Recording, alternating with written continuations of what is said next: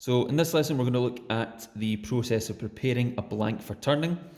And for the toolbox project, that is going to be the handle of the toolbox. So we have a square piece of red pine here.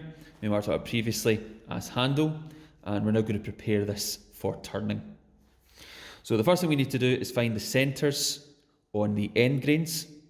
Now there's two methods, well, there's several methods of doing that, but one method we're going to look at today is using a centre finder.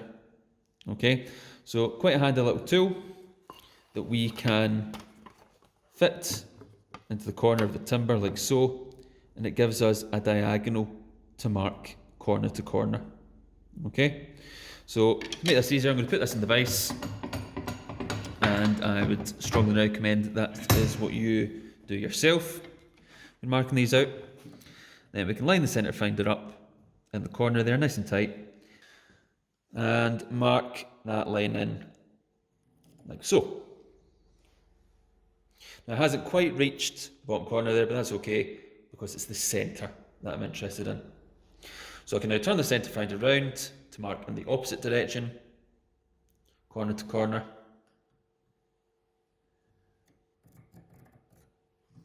And where these two lines cross is the centre of this end. So once I've got it here, I will take my bradawl and I'll mark this centre. Just turn the bradawl in place there to mark the centre. I can turn this round and we'll do the same thing on the opposite end of the piece of timber. Now, we might not always have access to the centre finder, so an alternative would just be to use our steel rule. Okay, so we can take our steel rule, line it up with one corner of the timber, line it up with the opposite corner, and draw in the diagonal line. And do the same with the other two corners as well.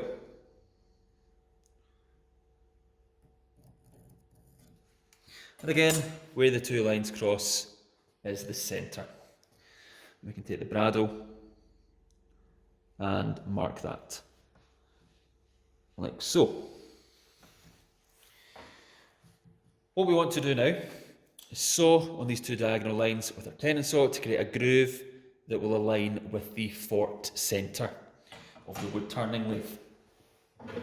So keeping this skewer in the bench vise, take my tenon saw, and I'm going to saw on these diagonal lines corner to corner.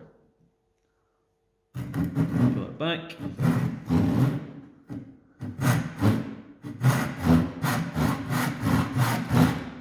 And I'm only going to saw a groove that's 2 or 3 millimeters deep. Okay, just enough for the driving fork to find some purchase. I'll do the same with this one.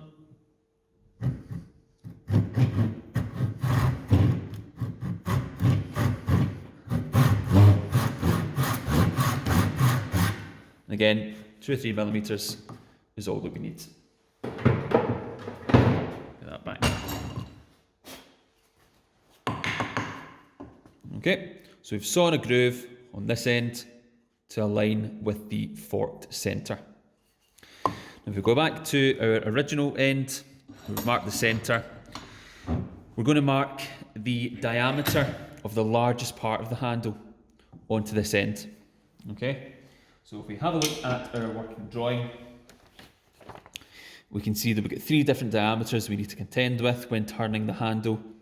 We have 30 millimeters, 25 millimeters, and 20 millimeters. So of course the largest diameter here is this middle area with a diameter of 30 millimeters. So what I'm going to do is mark a circle on the end here which is slightly larger than 30 millimeters. So I'm going to mark a circle with a diameter of 32 millimeters here on the end of this piece of timber. What that's going to allow me to do is use that as a visual guide when turning this on the lathe. So when I'm turning the blank down just a cylinder, I know that I can stop when I reach that particular point. Now it will be slightly larger, but that will give me a bit of leeway when it comes to sanding the turned piece down, and I can reach that required diameter of 30. So I've got a pair of spring dividers here. You could also use a compass, and if the circle that we're going to mark has a diameter of 32, then the radius of that is half of 32, which of course is 16. So I want to set a distance of 16 millimeters between the legs of my spring dividers. Here to 32.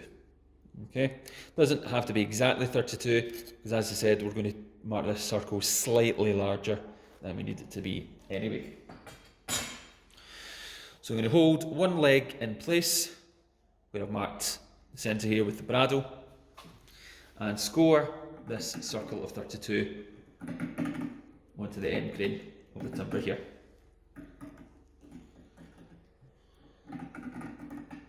You can then pencil that in. And as I said, it doesn't have to be perfect, it's just a rough visual guide for me when I'm turning. And I know I can stop turning when I reach that circle, and I will have a cylinder with a diameter of 32. So, centre punch one end, or in this case use a bradawl. I've sawn a groove on the opposite end, and I've marked the largest diameter, or a circle larger than the largest diameter, on the centre punched end. All I need to do now is plane down each of my corners, each of my edges, to turn this into an octagon, an 8-sided shape, which will make the turning process easier. So to do that, I'm going to put it into my bench vise with this edge facing up the way, so secured between the other two edges. And I will take my jack plane from my bench. I'll use the jack plane to create a flat surface on this edge. And what I tend to do is I'll count to a given number, let's say 5.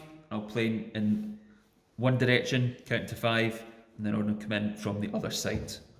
So something like this would be 1, 2, 3, 4, 5. So I'll now come in from the opposite end and do the same, count to 5. 1, 2, 3, 4, 5. I'm starting to create a flat surface here on the edge. So I take it out of the vise just here to show you. On the end grain here, starting to create a flatter surface. And again, this circle gives me a guide as to how far I should plane. So I'll maybe go for another 5 from each side to make this one slightly larger, slightly wider. So again, screw it back in the vise as it was before. Come in and count to 5. 1, 2, 3, 4, 5. Just adjust this slightly. Come in again from this side. 1, 2, 3, 4, 5. And that is enough of a surface here for me to turn this on the lathe with a bit more ease. Okay, now the reason that we're coming in from opposite ends each time is if I was to only plane from one end, this would end up thicker at one end rather than the other, so I'm evening it out by planing from both ends. And now turn this round and do the opposite edge, and the process remains the same. So I've now counted 10 on each side, 5 and 5 and 5 and 5. So I'll just count 10 in the first instance this time because I know that's how much I need to remove. So I'll count to 10 from one side and then 10 from the other. 1, 2, 3, 4, 5, 6, 7. Wasn't tight enough for the vise there, just put that back. So I've got to 7, 8, 9, 10. Same from this side. 1, 2, 3, 4, 5, 6, 7, 8, 9, 10. Clear away the waste material. So terms of technique, when planing this, you'll notice that I'm holding my jack plane at an angle and running it across the timber. Now, if we need to adjust the blade, if we're cutting away too much or too little, then the wheel nut here on the jack plane will retract or extend the blade if need be. Okay, but I'm happy with how it's set at the moment. Now take this out, turn it around, same again, 10 from one side, 10 from the other.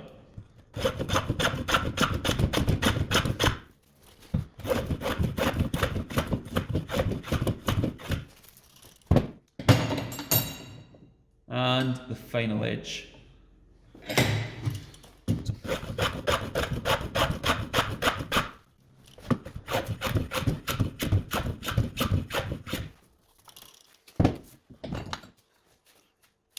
So I've now planed down the edges to give myself an octagonal shape, and this is going to be much easier to turn on the lathe than the square piece that it started off as.